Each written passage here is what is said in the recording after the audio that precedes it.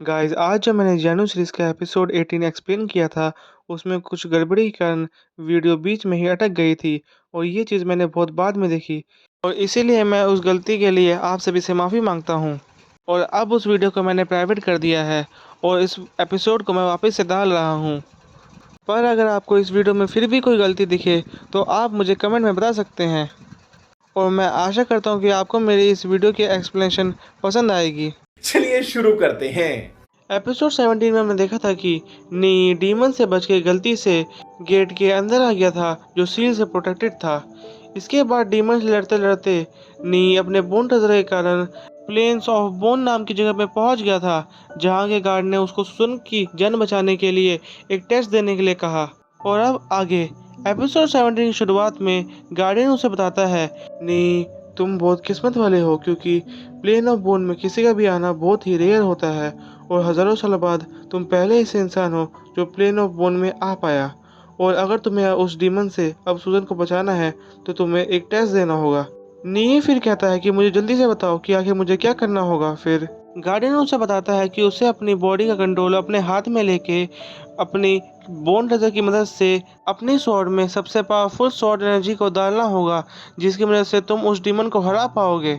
नी फिर उस गार्डियन से पूछता है कि आखिर वो स्वॉर्ड एनर्जी कैसी दिखती है और वो कितनी पावरफुल है और क्या वो उस स्वॉर्ड एनर्जी को होल्ड कर पाएगा। गार्डियन उसे बताता है कि वो स्वॉर्ड एनर्जी बहुत ही पावरफुल और बहुत ही चमकदार है और अगर उस पावर को तुम्हें होल्ड करना है तो तुम्हें अपने ऊपर विश्वास रखना होगा।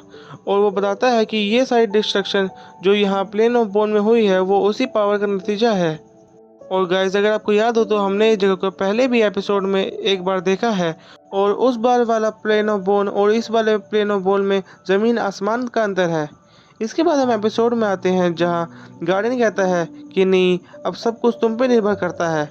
फिर तभी नी के नीचे एक येलो कलर की एनर्जी एक्टिवेट होने लगती है। गार्डियन कहता है नी मैं बस तुम्हारी यहीं तक हेल्प कर सकता था और फिर वो डिसअपीयर हो जाता है। नी फिर उस लाइट के अंदर गिरने लगता है और तभी उसका बोन ट्रेजर भी उसके गले में आ जाता है और चमकने भी लगता है। फिर नी जैसे ही अपने बोन ट्रेजर को टच करता है तो वो अपनी रियल बॉडी में आ जाता है और फिर वो अपनी बॉडी का कंट्रोल अपने हाथों में लेके अपने बोन ट्रेजर से एक बहुत ही पावरफुल एनर्जी को समन करता है। ऐसी पावर को देख के वो डीमन भी कहता है कि आखिर इस लड़के के पास इतनी सारी पावर एकदम से कैसे आ गई। तभी हम नी को देखते हैं जो अपनी सारी एनर्जी को अपनी स्वॉर्ड में डाल के उस डीमन की तरफ हमला कर देता है। हम देखते हैं उस हमले से डीमन के दो हिस्से हो जाते हैं और नी का अटैक इतना पावरफुल होता है कि वो नदी को ही बीच में से काट देता है। फिर वो सुजन के पास जाता है और फिर वो सुजन को जगाने की कोशिश करता है कि इतने में वो नदी भी भरने लगती है। तभी नी तैर के उसको बाहर निकालने लगता है। हम देखते हैं इतनी सारी पावर को यूज़ करने के कारण नी भी धीरे धीरे करके बेहोश होने लगता है, पर वो सुजन को बचाने के लिए अपनी पूरी कोशिश करता है। फिर हम सुजन को देखते हैं जिसके माथे पे लगा हुआ निशान चमकने लगता है। इससे हम ये समझ पाते हैं कि अब सुजन भी होश में आ रही है। तभी हम नी को देखते हैं जो किनारे में पहुंचने से पहले ही बेहोश हो जाता है। फिर हमें बाहर का सीन दिखाया जाता है जहाँ पे मिस कैंसर सोच रही होती है कि आखिर कोई भी डीमन यहाँ पे आके पोप पे हमला कर गया और हमें पता भी नहीं चला, आखिर ऐसा कैसे हो सकता है। फिर मिस कैंसर कहती है कि जब तक हमें सारी बात का पता ना चल जाए मैं चाहती हूँ कि आप सब में से कोई भी इस माउंटेन को छोड़ के नहीं जाए। इसके बाद स्नो पैलेस की मास्टर पोप को यहाँ पे हुई सारी घटना के बारे में बताने के लिए कहती है। फिर पोप सबको बताता है कि उस पे जिस डीमन ने हमला किया था उसने डाओजैंग लिटिल सेज सील का यूज़ किया था, जिस कारण ही किसी को भी उस डीमन का यहाँ पे होने का एहसास नहीं हुआ। और वैसे तो ये मेरी ही गलती थी कि मैं अपने सर्वेंट के बोलने के बावजूद भी इधर आया। फिर पोप बताता है कि वो डीमन तो मुझे मारने ही वाला था कि तभी नी और मिस सुजन ने आके मुझे बचा लिया। पर अपना डिफेंस करते हुए नी सुजन इस गेट के अंदर चले गए और उनके साथ वो डीमन भी इस गेट के अंदर चला गया। ये सुन के मिस कैंशॉ बहुत ही गुस्सा हो जाती है और फिर वो उस गेट की तरफ बढ़ने लगती है और अपना एक बहुत ही ताकतवर अटैक उस गेट पे करती है। पर हम देखते हैं इतने खतरनाक अटैक होने के बावजूद भी उस गेट पे कुछ भी फर्क नहीं पड़ता। ये देख के फिर मिस कैंशॉ अपनी 1000 हैंडेड स्पिरिचुअल बॉडी को वहाँ पे समन करती है और उससे उस गेट पे अटैक करती है। फिर हम वहाँ खड़ी कज़ामो को देखते हैं जो कहती है हालांकि मिस कैंशॉ की कल्टीवेशन बहुत ही हाई है पर इसके बावजूद भी उनकी 1000 हैंडेड बॉडी इस गेट को ब्रेक नहीं कर सकती। और मैं तो इस बात को देख के हैरान हूँ कि आखिर नी इसके अंदर चला कैसे गया। फिर हम मिस केंशा को देखते हैं जो अपनी पावर का यूज़ करने के बाद भी उस गेट को कुछ भी हार्म नहीं पहुंचा पाती, और फिर वो सबको कहती है कि मैं चाहती हूँ कि कुछ समय तक आप हमारे मेहमान बन के यहीं पे रहें। फिर हम वहाँ खड़े यूफो को देखते हैं जो मिस केंशा की ये बात मानने से मना कर देता है, जिसे देख के मिस केंशा और भी गुस्सा हो जाती है और वहाँ अपनी पावर रिलीज करने लगती है। फिर सीन हमारा नी और सूजन पे आता है, जहाँ सूजन नी को उस नदी के किनारे पर लाती है। फिर जैसे ही नी को होश आता है वो उससे गले लग जाती है। नी फिर सूजन को खुद को और उसको डूबने से बचाने के लिए उसका शुक्रिया करता है, और फिर जब वो उसकी आंखों में देखता है तो कहता है, सूजन तुम्हारी पावर बहुत ही खास है, इसलिए तुम्हें इस पावर का यूज़ ऐसे ही बेवजह नहीं करना चाहिए। हम देखते हैं सूजन फिर नी की बात मानते हुए अपनी ये पावर यूज़ करना बंद कर देती है और बताती है कि वो इस पावर का यूज़ सिर्फ इसलिए कर रही थी कि उसे डर था कि वो डीमन कहीं वापस ना आ जाए।